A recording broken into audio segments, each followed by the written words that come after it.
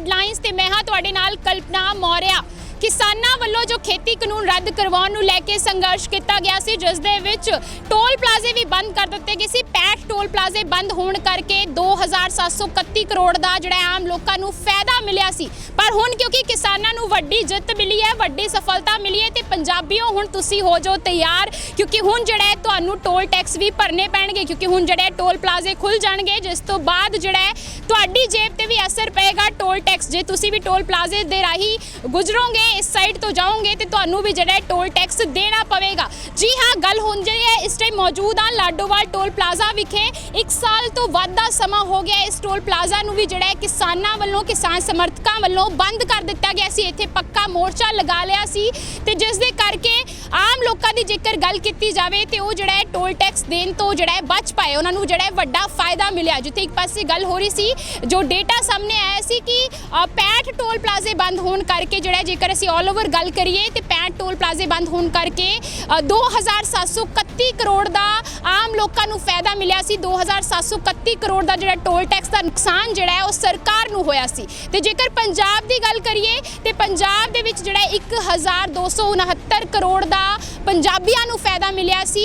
ते क्योंकि पंजाब दे विच जो टोल प्लाजे बंद सी, जिस दे करके जिहड़ा 1269 करोड़ रुपए का जिहड़ा सरकार नूं नुकसान होया। ते हुण क्योंकि किसानां वल्लों जो संघर्ष छेड़िया गया सी खेती कानूनां नूं रद्द करवाउण नूं लैके, अपनी मंगां नूं लैके, ते हुण वो सारी मंगां जिहड़ियां सरकार वल्लों मन लित्तियां गईयां ने, उस ते जिहड़ी है गारंटी दे दित्ती है किसानों नूं, ते जिस दे करके हुण किसानों वालों ये फैसला ले लिया गया है। जी हाँ, किसानों ने हुण ये जो फैसला लिया कि 11 दिसंबर नूं जिहड़ी है दिल्ली के वक्-वक् बॉर्डर्स तो वापसी होवेगी। 13 दिसंबर नूं जिहड़ियां किसान जत्थेबंदियां दे जो 32 किसान जत्थेबंदियां दे जिहड़े आगू ने वो श्री दरबार साहिब विखे नतमस्तक होणगियां ते 15 दिसंबर नूं पंजाब के वक्-वक् हिस्सियां तो सारे मोर्चे जिहड़े है चुके जाणगे, सारे मोर्चे हटा दिते जाणगे।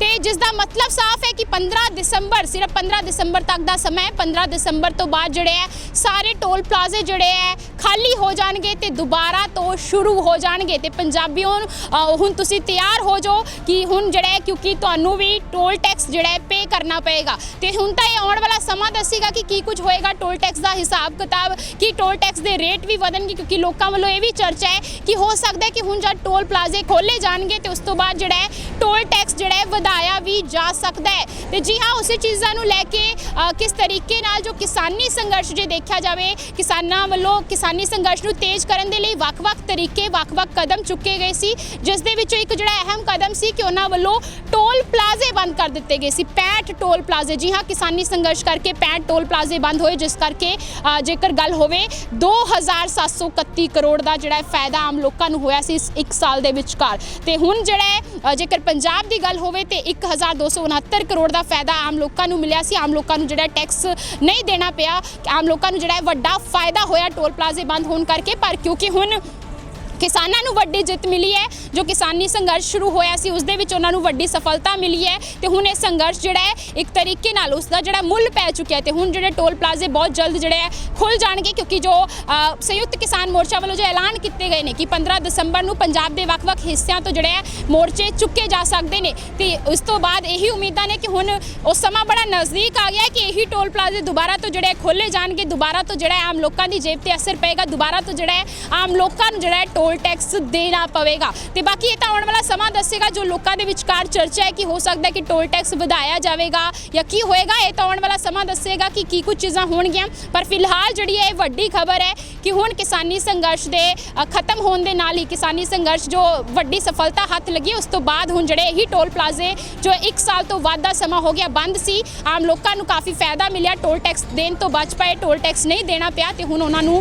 आम लोगों नूं जिहड़ा टोल टैक्स भी देना पवेगा ते दोबारा तो जिहड़ा उन्हां दी जेब ते भी असर पेगा। होर भी इहो जी वधेरी अपडेट्स लई वेखदे रहो द सिटी हैडलाइनस। कैमरामैन सागर गागड़ दे नाल मैं कल्पना मौर्या।